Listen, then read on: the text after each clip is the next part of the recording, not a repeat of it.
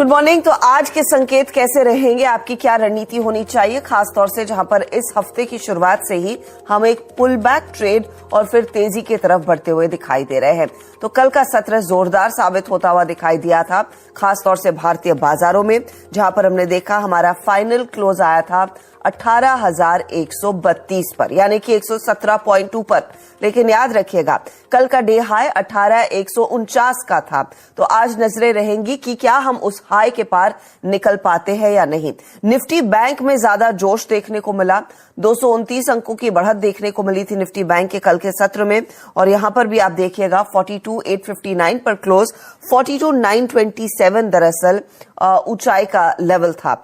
और 42,500 एक वो लक्ष्मण रेखा थी जिसके पार हम आखिरी आधे घंटे या 1.5 घंटे में डिसाइसिवली पार निकलते हुए दिखाई दिए। तो कल का सेटअप दरअसल भारतीय बाजार के फेवर में जाता हुआ दिखाई दिया था। इस समय जो आंकड़ा अब का है वो दरअसल डाउ फ्यूचर्स का है, जहां पर एकदम सपाट ट्रेड देखने को मिला है। इनफैक्ट ताजा आंकड़े अगर आप देखेंगे तो डाउ फ्यूचर्स 7 पॉइंट नीचे ट्रेड करता हुआ। नैस्डैक की ज्यादा धुलाई हुई, नैस्डैक इशारा कर रहा था 69 पॉइंट ऊपर रहने का, लेकिन फाइनली हमने देखा 144 पॉइंट ये टूटा और इस समय फ्यूचर्स में दबाव देखने को मिल ही रहा है। अब आप आइए डॉलर इंडेक्स के डेटा पर।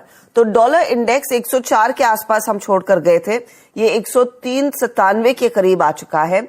ब्रेंट में हमने देखा है 84.45 पर हम छोड़ के गए थे, 84.76 ताजा भाव इस समय स्क्रीन पर आता हुआ।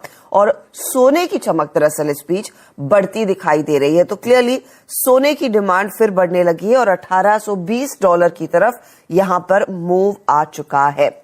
अमेरिकी बाजार ओपनिंग टिक बहुत शांत थी, लेकिन जैसे जैसे दिन चढ़ा टेक्नोलॉजी काउंटर्स की हुई है धुलाई। तो अमेरिका में इनफैक्ट क्या क्यूज पड़े हैं मार्केट ने, उस पर नीरज जी डिटेल में हमें समझाएंगे।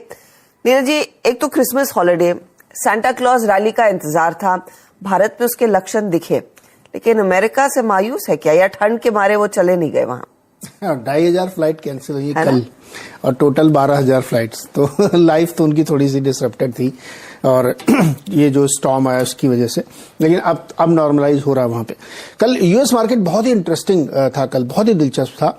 एक तरफ जहां पे वैल्यू स्टॉक कह सकते हैं या ओल्ड इकोनॉमी स्टॉक कह सकते हैं, डाउ वाले कंपोनेंट जो थे वहां पे नॉर्मल ट्रेड था, थोड़ा थोड़ा ऊपर थे वो, लेकिन S&P और नैस्डैक को अगर आप देखेंगे तो वो फिसल के बंद हुए। इसका एक बड़ा कारण था कि बॉन्ड यील्ड कल देखिए आप 3.852 ये लगातार बढ़ रही है और ये बार बार ये इशारा कर रही है कि लोगों के अंदर डर है कि ब्याज दरें बढ़ेंगी और पता नहीं क्या क्या होगा।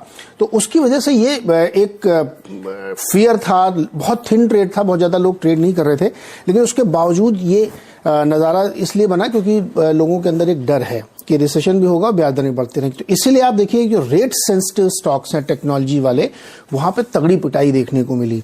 और जबकि दूसरी तरफ आप आइए ओल्ड इकोनॉमीज में, तो वहां पे थोड़ी थोड़ी मजबूती देखने को मिली, खासतौर पे जो सर्विस सेक्टर के स्टॉक्स हैं जहां पे अभी भी रियायत है, तो वहां पे एक थोड़ी तेजी देखने को मिली।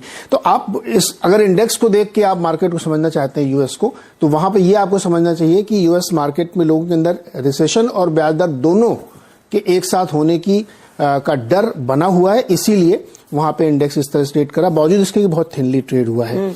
और एक बड़ा डिसरप्शन आगे देखने को मिल रहा है टेक्नोलॉजी शेयर्स में।